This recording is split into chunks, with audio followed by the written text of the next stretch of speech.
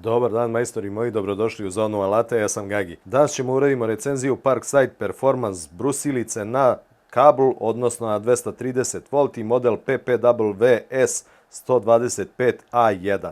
Još jedan od performance alata koji nam stiže iz Lidla.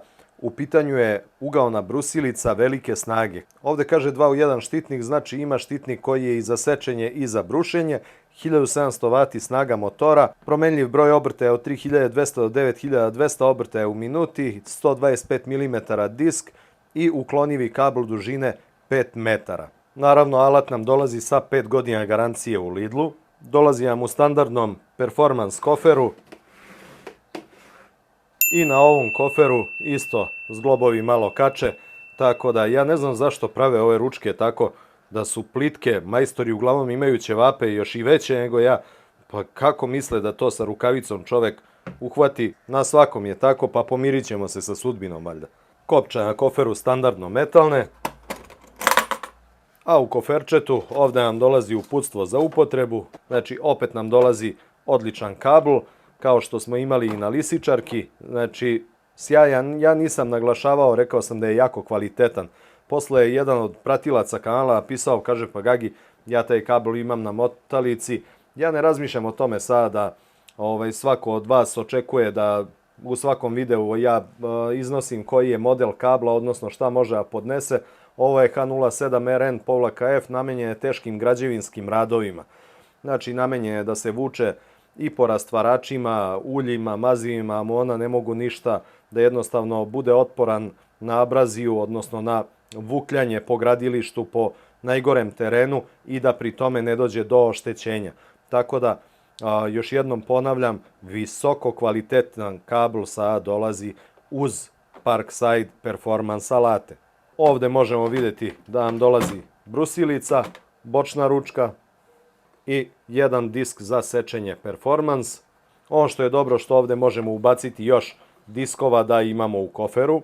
Ovom prilikom i da pozdravim Dragana iz Alisa nameštaja, zato što znam da se on neverovatno mnogo čovek raduje svaki put kad ja uradim recenziju neke brusilice. Kad pogledamo mašinu i kad to uzmemo u ruku, vidi se da je mašina prilično tanka u telu, što je vrlo bitno sa stanovišta ergonomije. Znači ne valja kada je mnogo debela brusilica, pogotovo kada je brusilica 1700 W. Znači to je izuzetno velika snaga i ako je još debela ovdje, teško je držati u ruci. Tako da ova je fino tanka, tanko izduženo telo ima. Pohvala za Parkside što se trude i što prave sada ove performance alate na struju da budu dobri i prilagođeni majstorima. Glava prenosa komplet izrađena od aluminijuma, telo kao što vidite izrađeno je duguljasto, gumirano gdje je potrebno, a bude ovdje nam je smešten prekidač, standardni, znači klik-klak prekidač. Imamo nakon toga ventilacione otvore gdje se usisava vazduh za hlađenje mašine koji će ići kroz telo brusilice, izlaziti ovdje napred na glavi. Ovi ovdje poklopci posjeduju metalne mrežice, to ćemo posle vidjeti kako se uklanja. Evo vidite ovaj kontrolni ovdje panel kako je lepo odrađen, na crnoj pozadini belo svetlo, jasno vidljivo, membranski tasteri, ok, rade, odaberete brzinu koju želite za rad i to je to. Super rješenje. U zadnjem delu mašine ovdje nam je postavljen konektor za povezivanje kabla. Kabl samo uzmete i ugurate unutra u konektor. Okrenete ga u desno, zaključa se i to stoji kao da je fabrički namešteno. Znači deluje mi da je ovdje bolje još odrađeno nego što je to bio slučaj na lisičarki. Proizvođač ovog alata je opet moja omiljena firma Ovim. Na kućištu reduktora, pored ventilacijnih otvora, možemo vidjeti taster za blokadu osovine. On je ograđen bukvalno aluminijumom. Taster mi deluje ok, ono što primećujem ovdje da mi curi ulje iz tastera. Ne znam da li se ovdje na snimku vidi kako je to tu masno.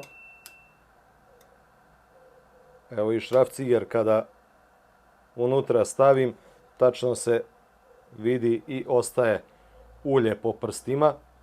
Dalje možemo vidjeti da postoje 3 pozicije za montažu bočne ručke sa sve 3 strane brusilice. Ovdje možemo vidjeti i rogiće da imamo za pravilno odlaganje brusilice, a to je ovako. S ove strane imamo štitnik za sečenje, izrađen je od debele plastike i to je dobro. Ovdje se otkači ova žabica i štitnik se uklanja sa ovog metalnog štitnika koji je za brušenje. Sad ono što je Parkside uradio sa štitnikom na ovoj mašini, pojačali su prilično frikciju za pomeranje položaja. Znači nemamo polugu kao što smo imali na ovoj sa pljosnatom glavom, nego ovdje imamo sistem koji je bio ranije primenjen, znači sa oprugom, gdje upada od pozicije do pozicije, ali je ovdje to mnogo bolje odrađeno. Znači ovdje kada upadne u poziciju ne može lako da se promeni pozicija štitnika, znači potrebna je sila da bi se okrenuo štitnik u željenu poziciju. Tako da sa te strane opet jedno poboljšanje u odnosu na standardne brusilice Parkside-ove na koje smo navikli. Ovdje nam je smeštena brzostezna matica, blokada osovine i otpuštanje bi trebalo da se radi bez upotrebe alata. Ukoliko bude se zaglavila matica, ovdje imate ove dve rupice, stavit ćete ključ pa ćete otpustiti rukom. Prirubnica standardno. Što se tiče osovine M14 klasika, koliko ja vidim nema ovdje luftova, sa te strane je ok. Da biste uklonili štitnik potrebno je da se odvrnu ova ovdje 3 šrafa. Ovdje možemo vidjeti da imamo još jedan izlaz za vazduh i sad ćemo odvrnuti ove šrafove da pogledamo unutra kakav je reduktor i da vidimo kakva je ta mast što curi. Muški su ih zategli, tako da ako budete ovo odvrtali, budite sigurni da imate dobar šrafciger koji neće proklizati, inače ćete uništiti glavu šrafa pa će biti problema.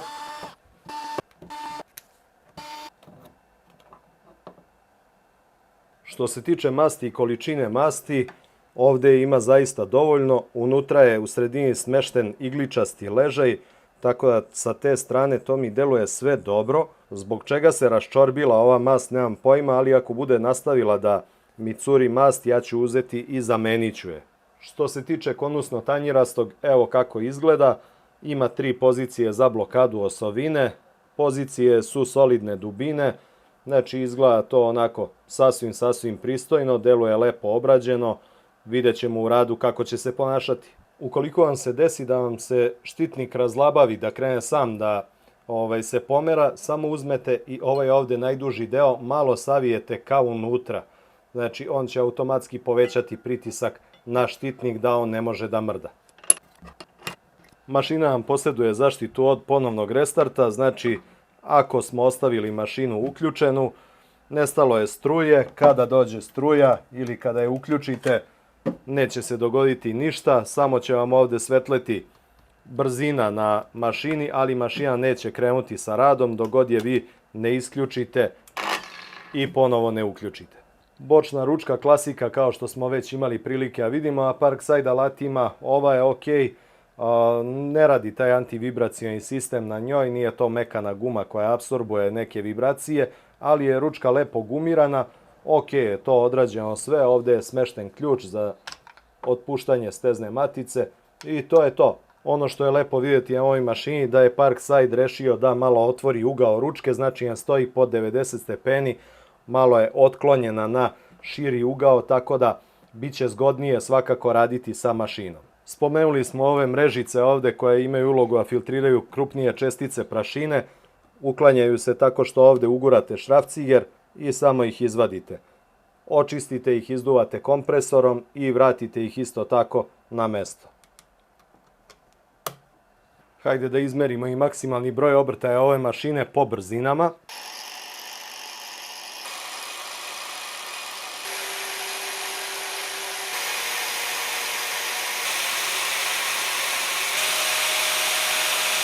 Što se tiče nivoa buke, skoro 100 decibela. Znači izuzetno opasno za vaš sluh. U uputstvu sam naišao interesantan podatak vezano za vibracije. Znači u brušenju je to 7,1 metar u sekundi na kvadrat, u rezanju je 7 metara u sekundi na kvadrat i neizvesnost je 1,5. Znači može ići do 8,5 odnosno 8,6 metara u sekundi na kvadrat. Ljudi, to su ozbiljno velike vibracije. A vidjet ću u radu kako će se ponašati, pa ću na kraju videa vam prenijeti utiske vezano za vibracije, da vidimo da li su zaista tolike ili nisu. Nemam način da ih izmerim, ali ovo mi deluju kao izuzetno visoke vrednosti. Uz mašinu sam ja uzeo i set ovih Parkside reznih diskova u Lidlu, 12 komada, nekih 600 dinara, 5 evra. Bagatela, pa ćemo raditi sa njima da vidimo kako će se ponašati u testu. Smejao sam se u komentarima u grupi, jedan od članova grupe napisao je, kaže, kupio sam ih, nisam znao kakvi su, stavio sam 2 para naočara i pancir, kaže, pa sam počeo radim, ispostavilo se da nisu loše uopšte. Evo nas, majstori moji, krećemo sa testom. Idemo prvo sečenje, stavio sam ovu Parkside-ovu reznu ploču da vidimo kako ona radi. 6. brzina je podešena.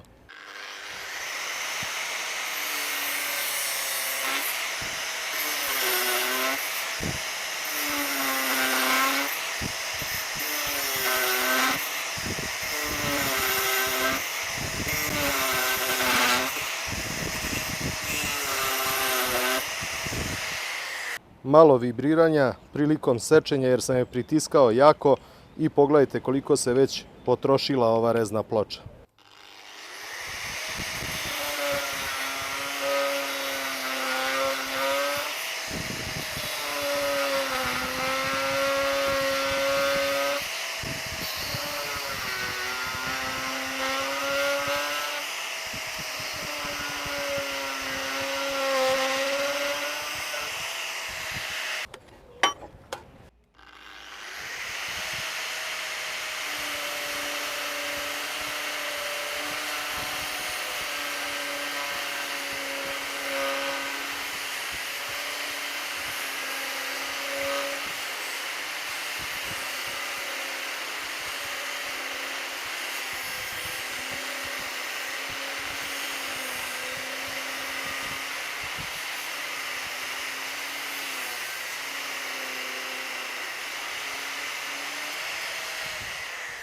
Ono što odmah moram da vam priznam, da mašina zaista ima snage i ne uspevam da je usporim ništa značajno. Vidite kako smo brzo presekli ovu osovinu, poluosovinu od Land Rovera.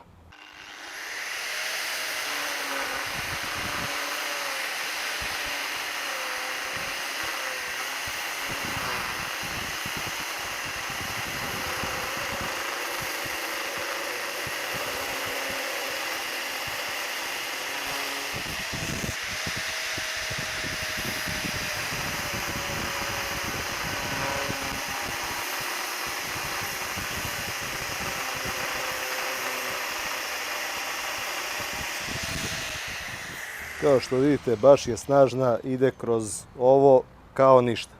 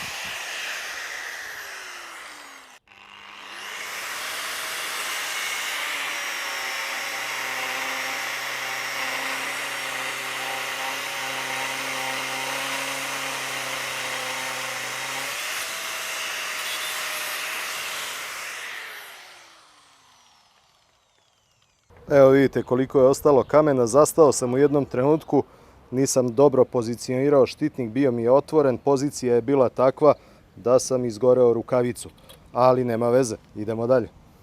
Krećemo sa brušenjem, koristit ćemo prvo klasičan abrazivni disk, ovo je Bosch Expert for Metal, već je korišćen, da vidimo kako on radi. Brusilicu ću staviti u 4. brzinu da vidim kako će se ponašati za brušenje zavarenih spojeva, odnosno varova.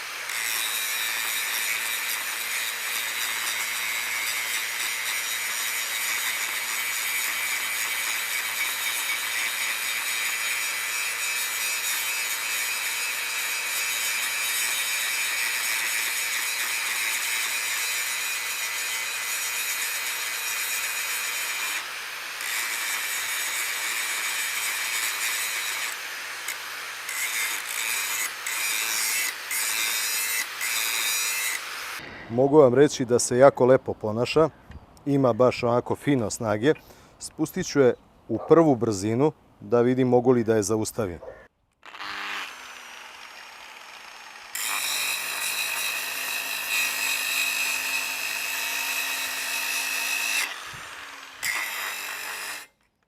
Uspeo sam da je zaustavim, znači treba baš onako žešća sila da se primeni da bi se to ostvarilo čak i u prvoj brzini, znači tako neće niko normalan pritiskati alat u radu. Fiber disk granulacija 36 korišćen je već, brzina 4, da vidimo kako ćemo i za koliko ovaj ovde var obrusiti.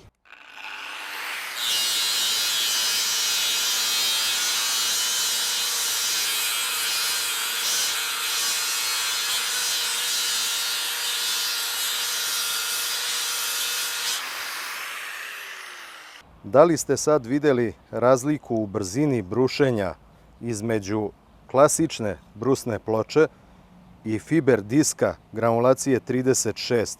Pogledajte za koliko sam obrijao ovaj ovde var, pritom je mnogo lepše izbrušeno nego što je to ovde situacija. Zbog toga se koriste brusilice od 1700 W da može da se spusti broj obrtaja i da može da se malo pritisne brusilica. Pogledajte, majstori moji, kako to izgleda. Kao novo i sve je ravno. Idemo ovo do kraja sada da izbrusimo, da je malo opteretimo, pa ćemo joj izmerimo temperaturu nakon ovoga ovde.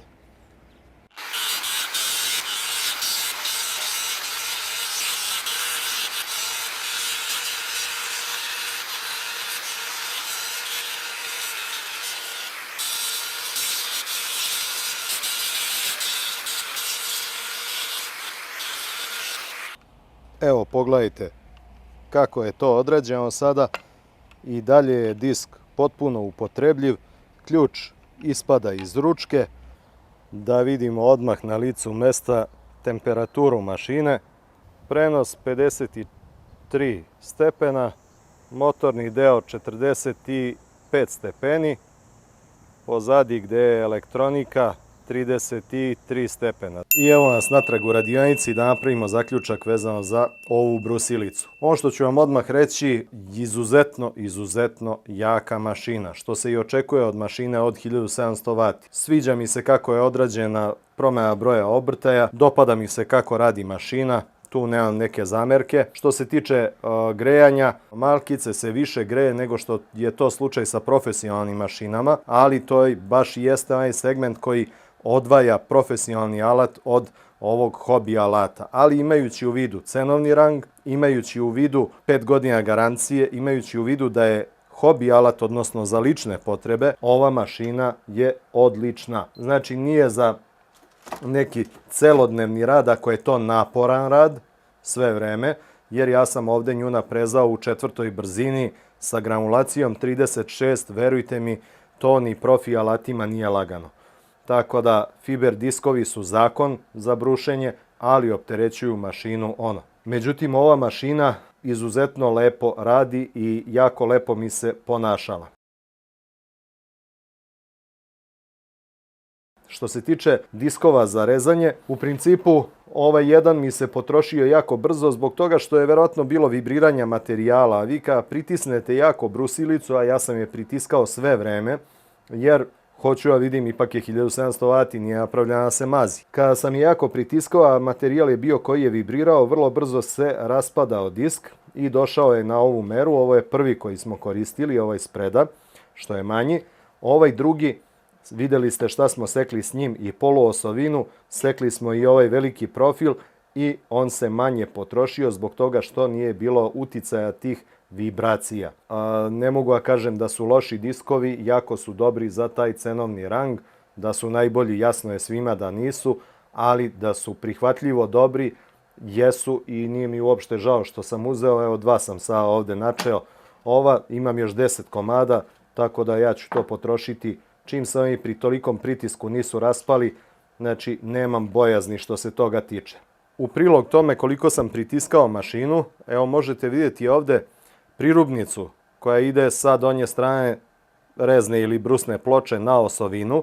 Na njoj postoje tragovi ovde gde se oslanja osovina brusilice, pritisak je bio izuzetno veliki na mašinu, čim se to tako pojavilo na samoj prirubnici za tako, ajde da kažemo, kratko vreme. Da ne bude Gagi nije pritisao koliko je moglo, ne, stiskao sam je znači do krajnjih granica, izdržala je. Mimo toga mašinica, ok, sasvim, koliko vidim nije bilo curenja nigde masti. Znači ovde imamo malkice, ali ono ulje ili mast, šta god da je, što je s početka se pojavilo tu i bilo, toga više nema, tako da neću ništa dirati, koristit ću je ovako bez problema. Posle nekog vremena ću standardno proveriti unutra nivo masti, po potrebi isprazniti, napuniti, zameniti, šta god. Nema tu brige neke vezano za to. Što se tiče fiber diskova i ovih diskova klasičnih, videli ste ljudi koja je razlika, znači nebo i zemlja u brzini rada i u kvalitetu samog brušenja. S tim što opet imajte u vidu, ovi fiber diskovi ne podnose ih mašine koje su male snage. Za njih znači mora bude mašina izuzetno jaka da bi mogla tera ovu granulaciju 36. Stavite ovo na brusilicu od 800 W i zapalit ćete je ko ništa. Znači za ovo moraju da budu žešće mašine, a ovo je mašina 1700 W koja čak i ove fiber diskove može da nosi i bez problema se bori u radu sa njima. Tako da ja sam zadovoljan ovom kupovinom, meni je ovo skroz ok, znači za taj cenovni rang to je to. Vi ako vam se dopala recenzija, udarite like, ako se niste prijavili na kanal, prijavite se ljudi na kanal. Biće još sadržaja različitog, ne samo Parkside, biće svega i svačega. Puno vas pozdravlja vaš Gagi iz Zone alata. Ćao! I evo vidite kako izgledaju rukavice kada ih progori brusilica, zato je uvek najbolja varijanta imati kožne rukavice, a ne ove sintetičke. Ove su fenomenalne za demoliranje, ali za ove radove sa brusilicom nisu.